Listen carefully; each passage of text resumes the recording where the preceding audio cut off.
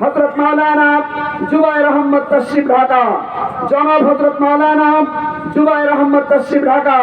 আমি হযরতকে তার মূল্যবান তাকরীর পেশ করার জন্য এবং আল্লাহ তাআলা তাকে যে যোগ্যতা দিয়েছেন, তার কণ্ঠশৈলী তেলাওয়াত এবং যে যোগ্যতা দিয়েছেন, সেই যোগ্যতা দিয়ে আমাদেরকে মন্ত্রমুগ্ধের মধ্যে বিমোহিত করে রাখবেন বলে আমরা আশা রাখছি। এখনই তার বয়ান শুরু হবে। তার মূল্যবান তাকরীর পেশ করার জন্য সবিনীত অনুরোধ জানাচ্ছি। আসসালামু আলাইকুম ওয়া রাহমাতুল্লাহি ওয়া বারাকাতুহু।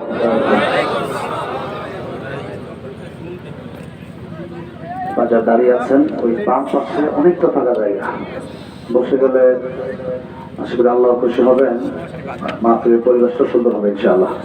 যারা ওই যে পিছনে দাঁড়িয়ে আছেন, একটু মেহরবানি করে বাম পাশের ফাঁকা জায়গাটা খারাপ দেখা যাচ্ছে, একটু মেহরবানি করে বসে যান ওই যে পিছনে বাম পাশের জায়গাটায়। الحمد لله نحمده ونستعينه ونستغفره ونعوذ بالله من شرور أنفسنا ومن سيئات أعمالنا. من يهده الله فلا مضل له ومن يضلله فلا هادي له. ونشهد أن لا إله إلا الله وحده لا شريك له. ونشهد أن سيدنا وحبيبنا ومولانا محمدا عبده ورسوله الذي أرسله بالحق بشيرا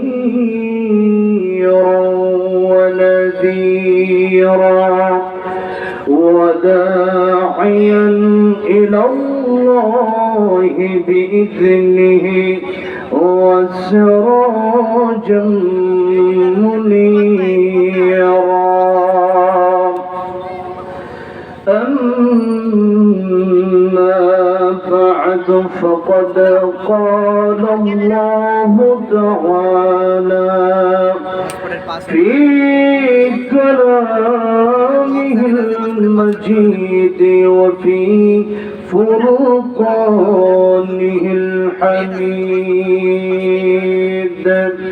أعوذ بالله من الشيطان الرجيم.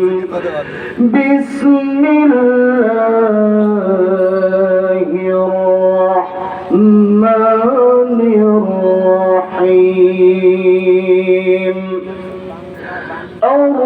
الرحمن علم القرآن خلق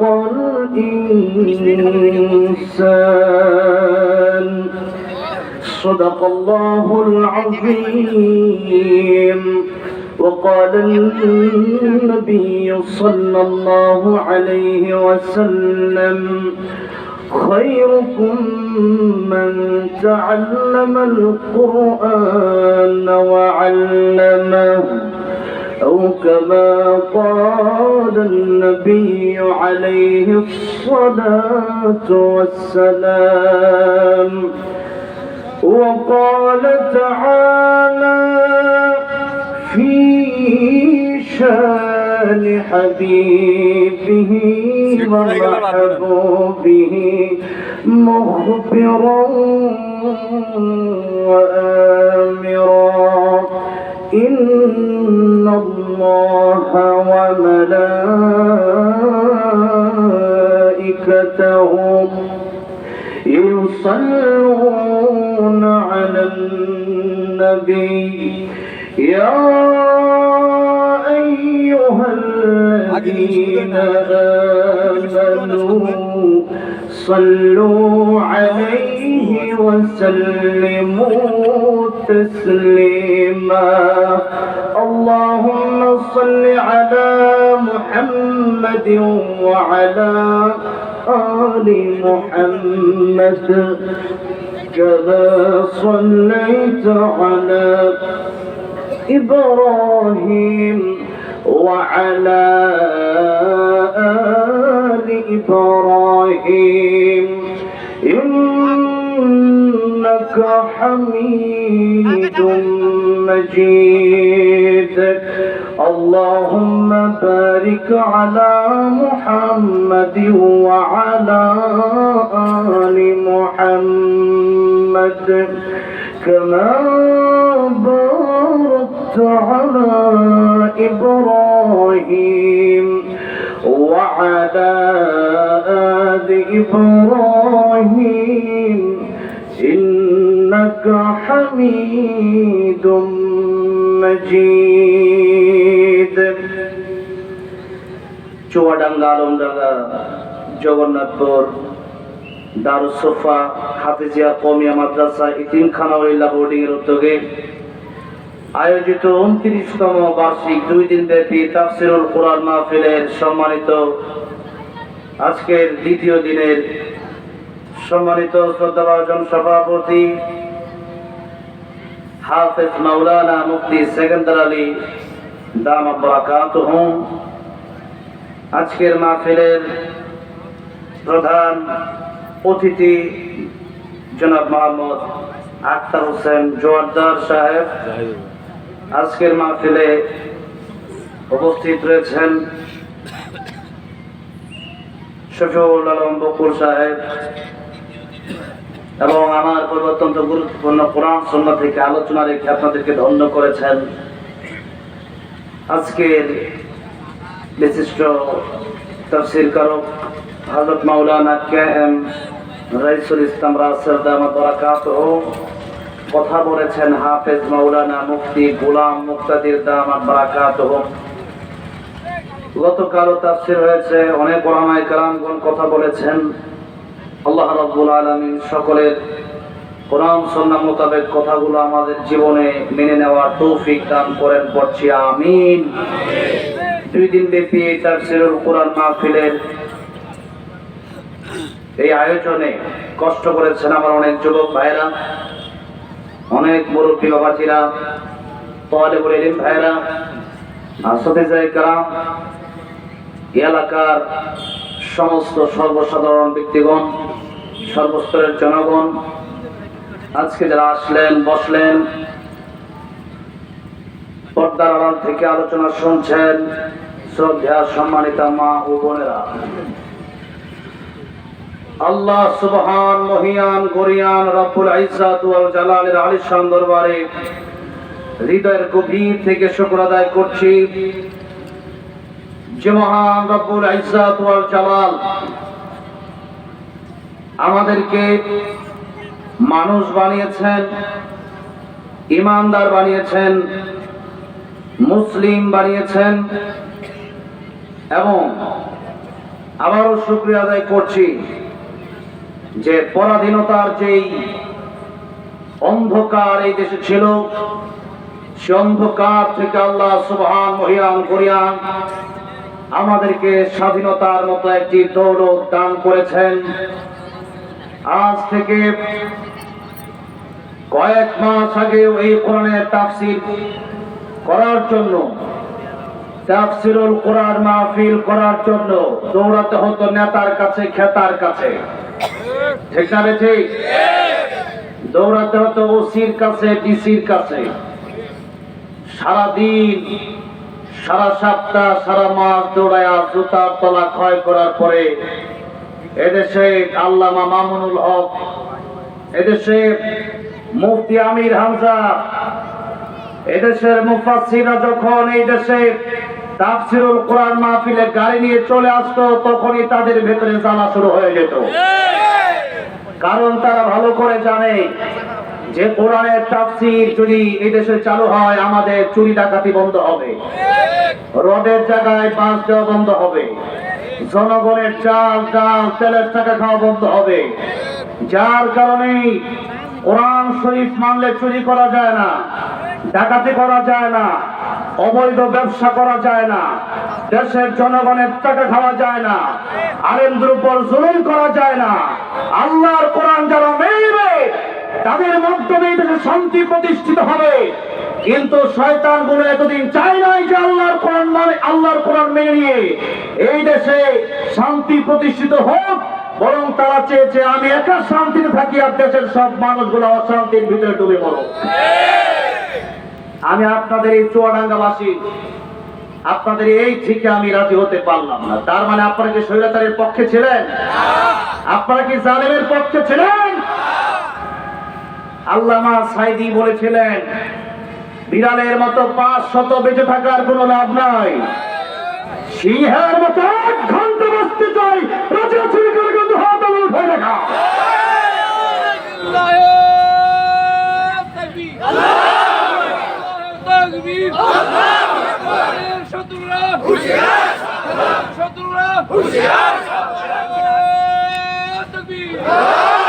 আমাদের ঝামেলা হলো আমরা চুপ থাকি, জায়গা মতো আমরা কথা বলতে পারি না। এই যে মাহফিলে আসার পরে কি স্লোগান কার বলে যে হুজুর আপনি এগিয়ে চলুন, আপনার সাথে আমরা আছি, এই সমস্ত স্লোগান আছে না নাই? আমি কথা বলবো পয়েন্টে পয়েন্টে, লাগতে পারে জয়েন্টে, তবে মেনে নিতে হবে কথাগুলো, কারণ কোরআনের সব কথা মিঠা না, কিছু কথা তিতাও আছে না নাই? আছে, তবে সেটা মেনে নিতে হবে। আর যদি আপনি বলেন আমি কোরআনের কথা মানবো না, আপনি না মানলে কি আল্লাহ ক্ষতি হবে? আপনি না মানলে আমার কোনো লস হবে? আপনি না মানলে আপনি শয়তানের সাথে জাহান্নামে যাবেন, আমার আল্লাহ কিছু হবে না। আমার আল্লাহ দিন, আল্লাহ জিন্দা করবেন। এদেশে গজওয়াতুল হিন্দ আসছে, প্রস্তুতি নেন গজওয়াতুল হিন্দের জন্য। সেই গজওয়াতুল হিন্দে যারা যাবে তারাই হবে শ্রেষ্ঠ মুমিন। যারা শহীদ হয়ে যাবে আল্লাহ বিনা হিসেবে জান্নাত দিয়ে দিবে। আমরা শহীদ হতে চাই কি চাই না? শহীদ হলে মৃত্যুর যন্ত্রণা, একটা পিপিলিকা কামড় দিলে যতটা কষ্ট, এর চেয়ে বেশি কিছু না। কবরে মুনকার নাকির আসে না, বিনা হিসেবে আল্লাহ জান্নাতের মালিক করে দিবে। আল্লাহু আকবার। এজন্য আল্লামা সাঈদী দোয়া করতেন, আল্লাহ আমাকে শহীদের মৃত্যু দাও। আল্লাহ দিয়েছেন, আল্লাহ কবুল করে নিয়েছেন, ঠিক না বেঠে? শহীদ করে দেওয়া হয়েছে। প্রথমে নিয়ে যাওয়া হয়েছিল আমার বাড়ি গাজীপুরে। সেই গাজীপুর সদর হাসপাতালে মানুষ চতুর্দিকে ঘেরাও করে ফেলেছিল। বুঝতে পেরেছে একাডে কাজ হবে না। এরপরে তারা কলা কৌশলে আল্লামা সাঈদী রহমতুল্লাহ আলাইহিকে ইনজেকশনের মাধ্যমে বিষ দিয়ে তারা শহীদ করে দিয়েছে। তবে ইমানদার যারা, তারা শহীদ মৃত্যুটাই কামনা করে, কারণ যার শহীদ মৃত্যু একবার হয়ে যাবে সে বিনা হিসাবে কোথায় চলে যাবে? জান্নাতে চলে যাবে। এই জন্য আল্লাহর কাছে আমিও দোয়া করি, আপনারও দোয়া করুন, আল্লাহ আমাদেরকে শহীদ মৃত্যু দান করেন। বলেন আমিন, জোরে বলেন আমিন। গজওয়াতুল হিন্দ সামনে আসবে। এই যুদ্ধে যারা যাবে, পৃথিবীতে এই ভারত বলেন আর আমেরিকা বলেন আর লন্ডন বলেন, যে কোন দেশে আপনি বলেন না কেন, পৃথিবীতে শেষ একটা যুদ্ধ হবে, সেটা হচ্ছে ইমানদার আর কাফেরের মধ্যে। সেদিন ডাক দেওয়া হবে গজওয়াতুল হিন্দের জন্য। প্রস্তুতি নিতে হবে 200 কোটি মুসলমানের। এই বাংলাদেশ থেকে 18 কোটি মুসলিমের প্রস্তুতি নিতে হবে। সেদিন যারা ঘরের ভিতরে বসে থাকবে এরা হবে মুনাফিক। এরা কি হবে? মুনাফিক হয়ে মরবে। আর যারা মুনাফিক হয়ে মরবে এরা আল্লাহ তুই জান্নাতে যেতে পারবে, বরং জাহান্নামের সবচেয়ে কঠিন শাস্তিটা তার জন্য হবে। কার কথা?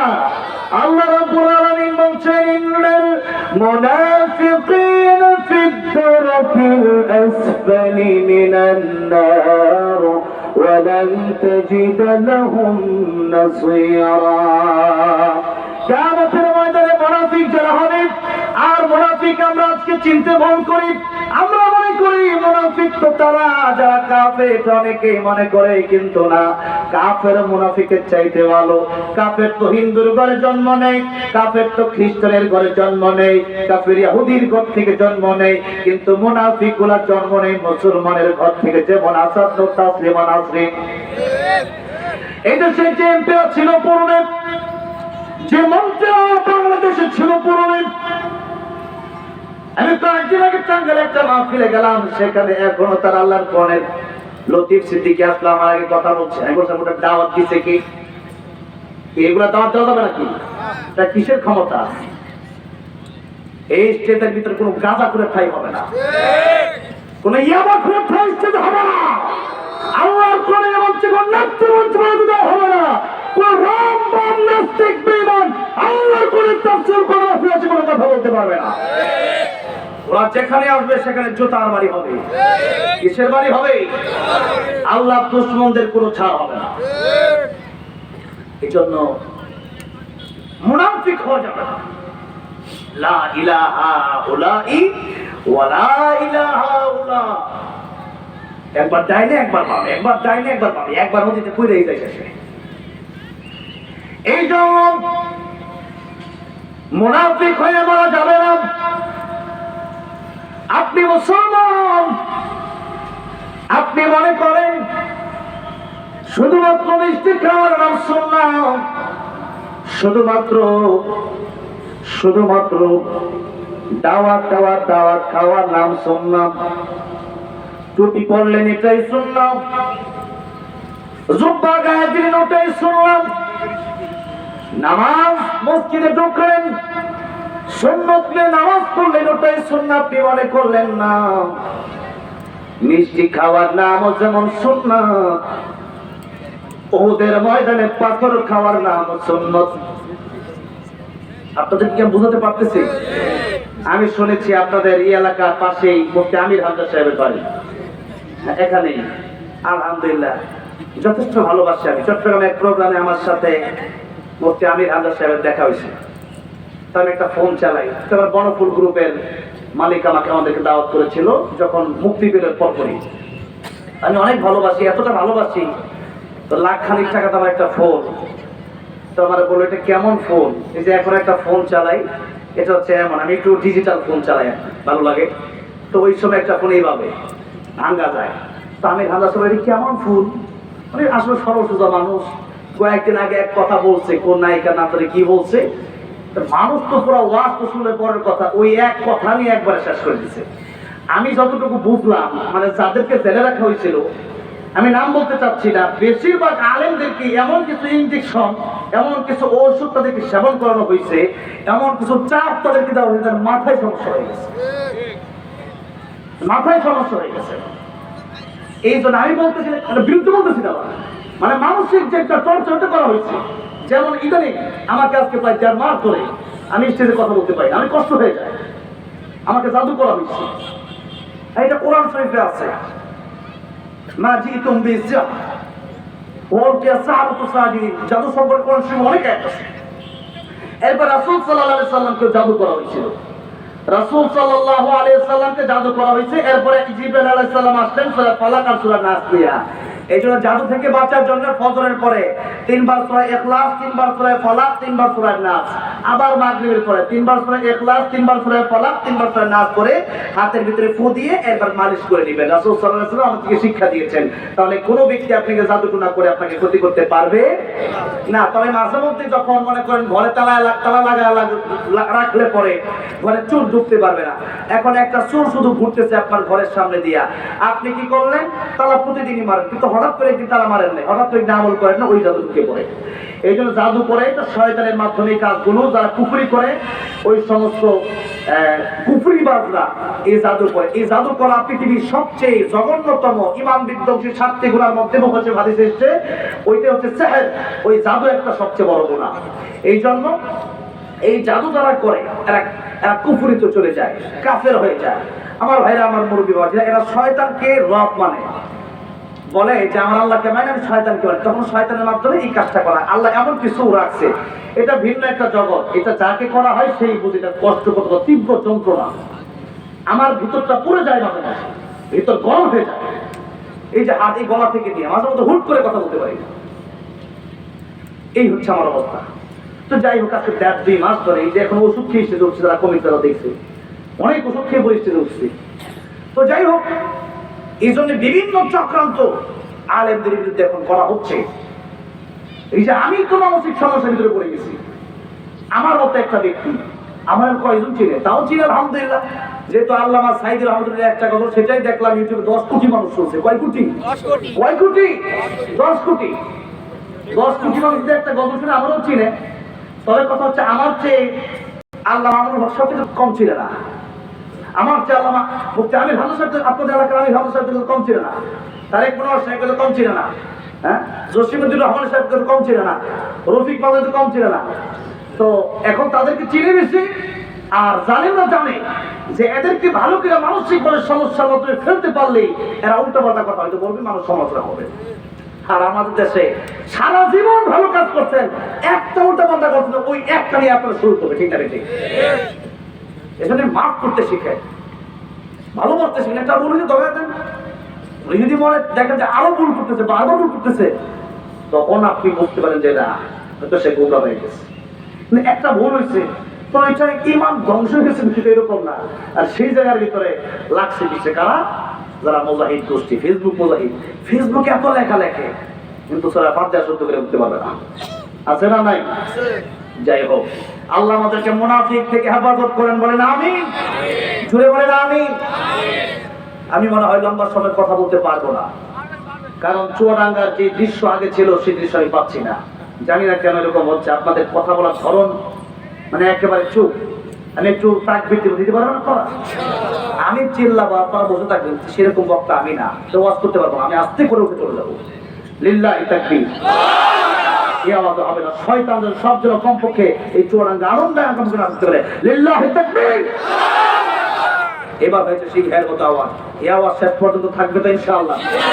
বলেন ইনশাআল্লাহ। তো যে আল্লাহ আমাদেরকে আসার তৌফিক দিলেন, বসার তৌফিক দিলেন, সে আল্লাহকে ভালোবেসে মুহাব্বতের সাথে জোরে সোরে বলি আলহামদুলিল্লাহ। আল্লাহ আজকের এই মাহফিলটা কাল কিয়ামতের ময়দানে আমাদের নাজাতের উসিলা বানায় দিও, বলেন আমিন। সূরা রহমান থেকে আলোচনা করব। কোন সূরা? বলেন কোন সূরা? রহমান। জান্নাতে যাওয়ার পরে আল্লাহ রাব্বুল আলামিন সকল জান্নাতীদেরকে জিজ্ঞাসা করবেন, ও জান্নাতীরা, তোমাদের কি কিছু চাওয়ার বাকি আছে না সব পেয়েছো? জান্নাতীরা বলবে আল্লাহ নিয়ামত কারা বলে? কোরআন শরীফের ভিতরে যত নিয়ামত আপনি বর্ণনা করেছিলেন, সমস্ত নিয়ামতের চাইতে জান্নাতে আসার পরে ৯৭ গুণ বেশি আমরা পেয়েছি। আয় আল্লাহ রাব্বুল আলামিন, আর কি নিয়ামত চাই? মনে যা চাই তাই তো হয়ে যায়। আল্লাহ বলবেন আরো কিছু চাওয়ার বাকি আছে। সব জান্নাতীরা এক কোয়ালিটির হবে না। মনে রাখবেন, জান্নাত কয়টা? একটা, ৮টা। তো আট জান্নাত কিন্তু একরকম না।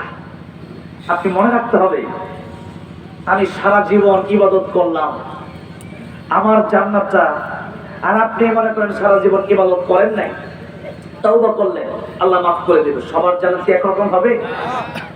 আচ্ছা, জান্নাতে যার ইবাদত যত বেশি, তার মাকাম তত বেশি হবে। জান্নাতে যাওয়ার পরে মানুষ আফসোস করবে। আপনি বলতে পারেন জান্নাতে যাওয়ার পরে কিসের আফসোস? জান্নাতে যাওয়ার পরে আফসোস হলো, মানুষ চিন্তা করবে যদি আরেকটু বেশি আমি ইবাদত করতাম, আমার জান্নাতের মাকাম, জান্নাতের স্তরটা আরেকটু ভালো থাকতো। মাঝে একটু সাউন্ড কি দেওয়া যায়? এদিকে আসতে কথা শোনা যায় না, এইভাবে লাগায় তো কথা বলা যায় না, ওয়াজ মাহফিল একটা যেটা বললে বলা যায় আর কি। আমি তো মাইক দিয়ে বেশি কথা বলি না, কারণ মানুষ বলে যায় কি, তাই তো খালি মুখে ওয়াজ করতে পারি। কারণ এই ওয়াজ তো তাও ৬-৭ বছর ধরে করি, আর স্টেজ তো ৬-৭ বছর না, এই মাইকে তো বসছি প্রায় ১৪ বছর, ২০১০ সাল থেকে মাইকে বসছি। এখন বয়স সালও 2024, আর আমার বয়সও 24, ২৪ বছর আর কি আমার বয়স। তো ২৪ বছর বয়স, ১০ বছর থেকেই কোরআন তেলাওয়াত করি। যখন হাফেজ হয়েছি, ১০ বছর বয়সে হাফেজ হয়েছি। তো এরপর থেকেই আল্লাহ রহমতে কোরআন শরীফ প্রতিযোগিতাতে দিতাম, তখন থেকেই তো মোটামুটি স্টেজে আসি।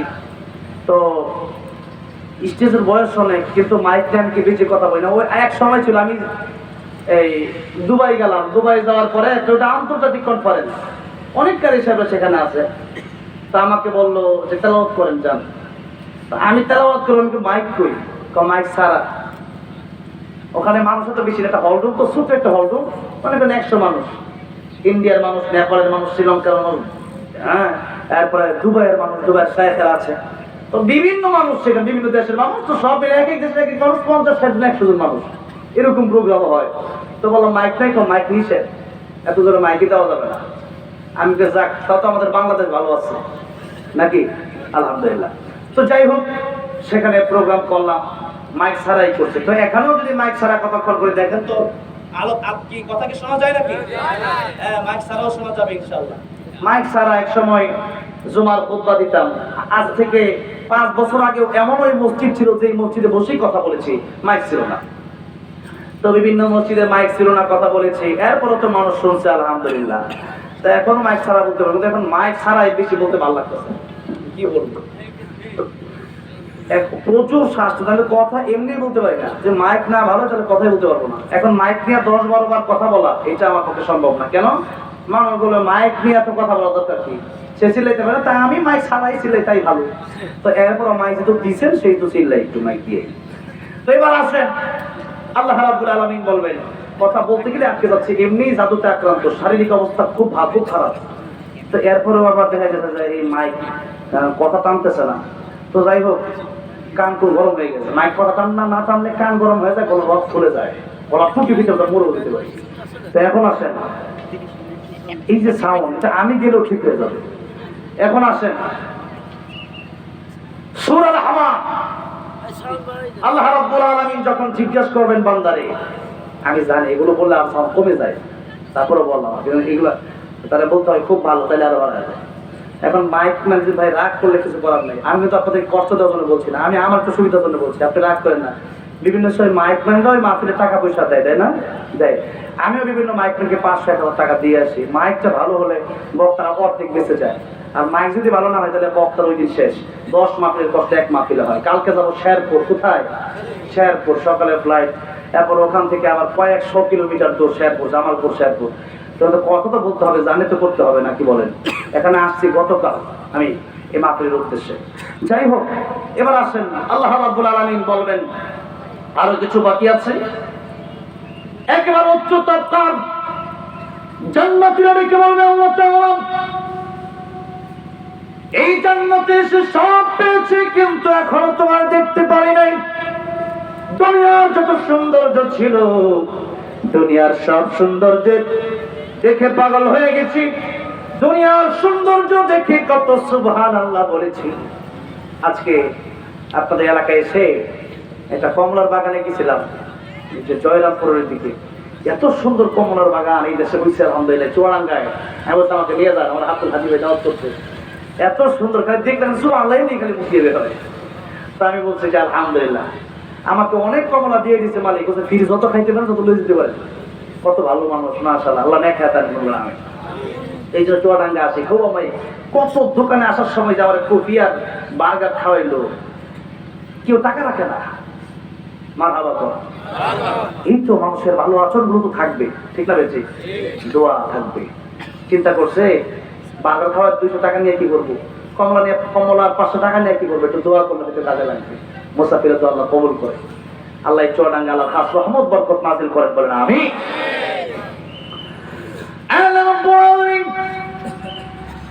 দুনিয়ার সৌন্দর্য দেখেছি, দুনিয়ার সৌন্দর্য দেখে মানুষ পাগল হয়ে যায়। একটা ছেলে একটা মেয়ের সৌন্দর্য দেখে মানুষ আত্মহত্যা পর্যন্ত করে। একটা মেয়ে একটা ছেলের সৌন্দর্য দেখে আত্মহত্যা করে। এই পৃথিবীর বিভিন্ন সৌন্দর্য, বিভিন্ন আল্লাহ রাব্বুল আলামিনের সৃষ্টি দেখে মানুষ, সৃষ্টি দেখার জন্য মানুষ লক্ষ লক্ষ টাকা খরচ করে বিভিন্ন দেশে যায়। কক্সবাজারে যায়, আমেরিকা যায়, নেপালে যায়, কাশ্মীর যায়। সুন্দর সুন্দর সৃষ্টি দেখার জন্য মানুষ এত টাকা খরচ করে, এত ভালো লাগে। দুনিয়ার সৃষ্টি যদি এত সুন্দর হয়, আমার আল্লাহ রাব্বুল আলামিন নিজের সৌন্দর্য কম না বেশি? দুনিয়া সুন্দর, মানুষ সুন্দর, আসমান সুন্দর, জমিন সুন্দর, সুন্দরে সুন্দরে পাল্লা। জানি না কত সুন্দর তুমি আল্লাহ, জানি না কত সুন্দর তুমি আল্লাহ।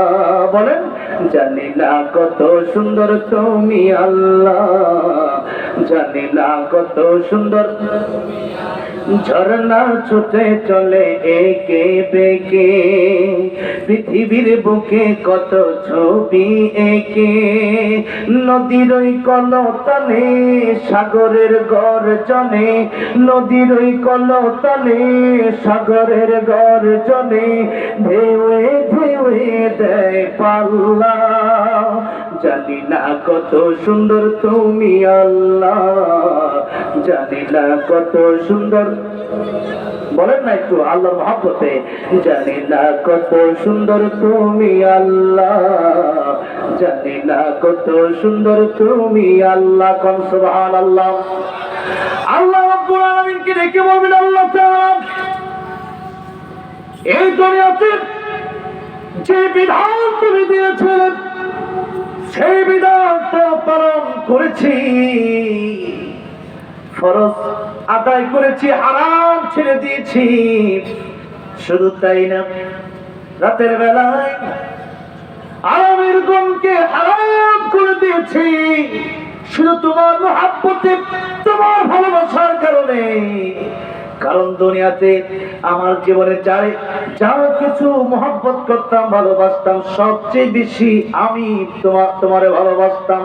আল্লাহ কোরআন শরীফের ভিতরে বললেন, ওয়াল্লাযীনা আমানু আশাদ্দু হুব্বান লিল্লাহ। এই দুনিয়াতে মানুষ যত বেশি একজন আরেকজনকে ভালোবাসে, যা কিছু ভালোবাসে, সবচাইতে বেশি ইমানদারেরা একজনকে ভালোবাসে। জবান ছেড়ে দিয়ে বলেন তিনি কি? ইব্রাহিম আলাইহিস সালামকে আগুনের ভিতরে ফেলে দেওয়া হবে। ইব্রাহিম আলাইহিস সালামকে জিবরাইল আলাইহিস সালাম এসে বলল, পয়গম্বর ইব্রাহিম, আপনার আগুনের ভিতরে ফেলে দেওয়া হবে, আপনি আমারে বলেন আগুন থেকে বাঁচায় দেই। পয়গম্বর ইব্রাহিম বললেন, আমার আল্লাহ কি অন্ধ? আমার আল্লাহ রাব্বুল আলামিন কি চোখে দেখে না? আমার আল্লাহ রাব্বুল আলামিন যদি আমার চোখে দেখে, আমার আল্লাহ রাব্বুল আলামিন যদি আমি আগুনে পুরানো করে খুশি হয়ে যায়, আমি ইব্রাহিম একবার দুইবার নয় বরং 1000 বার আমার আল্লাহর খুশির জন্য ওই আগুনের ভিতরে চলতে রাজি আছি। আল্লাহু আকবার। আমার আল্লাহ রাব্বুল আলামিন খুশি হয়ে গেলেন, ডাক দিয়ে বললেন, নারকুনি বারদান ওয়া সালামান আলা ইব্রাহিম। ও আগুন, আমার ইব্রাহিমের জন্য তুমি আরামদায়ক হয়ে যাও। ইব্রাহিম আলাইহিস সালাম পৃথিবী থেকে যখন চলে যাবেন, তার আগে মানুষদেরকে বলে গেল, পৃথিবীর মানুষেরা, এই আগুনের ভিতরে আমি ছিলাম, এই পৃথিবীতে কত জায়গায় আমি গেলাম, কত জায়গায় আমি দেখালাম, কিন্তু ওই নমরুদের আগুনের ভিতরে 40টা দিন ছিলাম। ওই নমরুদের আগুনের ভিতরে যত শান্তি আমি খুঁজে পেয়েছি, এত শান্তি পৃথিবীর আর কোথাও আমি পাই নাই। সুবহানাল্লাহ। আমার আল্লাহ রাব্বুল আলামিনকে যদি আপনি ভালোবাসতে পারেন, আমার আল্লাহ রাব্বুল আলামিনকে যদি আপনি ডাকার মতো ডাকতে পারেন, আল্লাহ রাব্বুল আলামিন ইব্রাহিম আলাইহিস সালামের আগুনকে ফুলের বাগিচা বানিয়ে দিলেন। ওই আল্লাহ রাব্বুল আলামিন কি এখন নাই? কোন সে আল্লাহ মরে গেছে? আজ যদি মুমিনরা, যদি ইমানদাররা, যদি আল্লাহর প্রেম, মহব্বত, ভালোবাসা অন্তরে রেখে যদি কাফেরদের বিরুদ্ধে মোকাবেলা শুরু করে দেয়, আমার আল্লাহ রাব্বুল আলামিন আকাশ থেকে ফেরেশতা পাঠায়া ইমানদারকে আজও বিজয় দান করতে পারে কি পারে না? শুধু মুসলমানের দুইটা সমস্যা, একটা হলো মুসলমানের ইমানের পাওয়ার বড় কম, আরেকটা হলো কিছু মুমিন আছে কিন্তু তারা ঐক্যবদ্ধ হতে চায় না। এই জন্য এই দেশের ভিতরে ইসলাম যদি প্রতিষ্ঠা করতে হয়, ঐক্যের কোনো বিকল্প নাই। আমরা ঐক্যবদ্ধ হয়ে কাজ করব কোরআনের জন্য। রাজি আছেন না? নাই? আমরা কিসের জন্য কাজ করব? কোরআনের জন্য কাজ করব। আমার দেশের ভিতরে যে এই তো 7 তারিখ, গত 7 তারিখ প্রোগ্রাম করে আসলাম যশোরে, বারবার তারা স্লোগান দিচ্ছিল, আল কোরআনের আলো সংসদে চালু। আমি যশোরবাসীকে বললাম, আমি অত্যন্ত খুশি হলাম আপনাদের স্লোগানে। আমাকে বলা হলো কেন? আমি বললাম, আপনাদের যে স্লোগান ওইটা পুরো বাংলাদেশে দেওয়া দরকার। কেন? আজকে আল্লাহর কোরআন পড়ে আছে মসজিদে, আজ আল্লাহর কোরআন পড়ে আছে মাদ্রাসায়।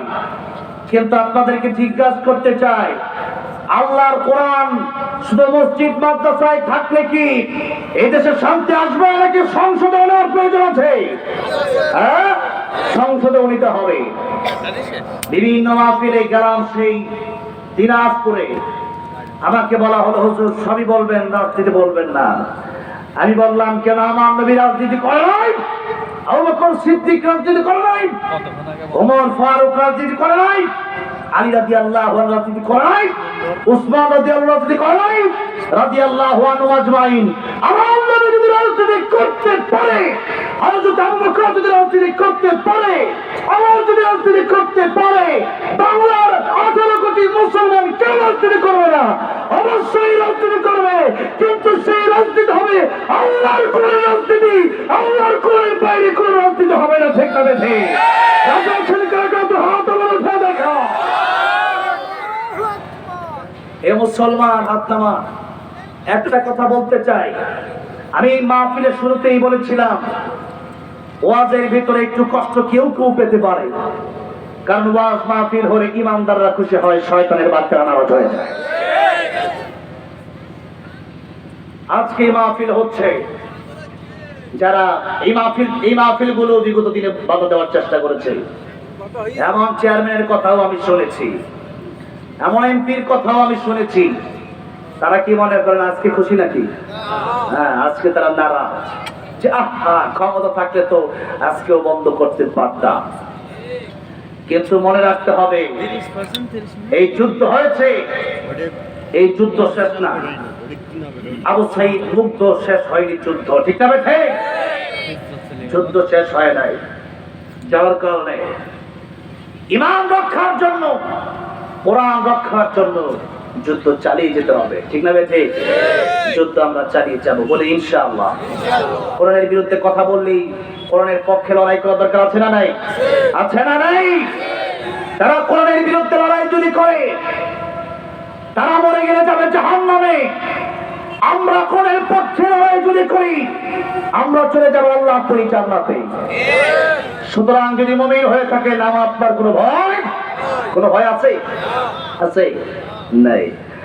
আল্লাহ রাব্বুল আলামিন বললেন, ওয়ালা তাহিনু ওয়ালা তাহজানু ওয়া আনতুমুল আ'লাউনা ইন কুনতুম মুমিনিন।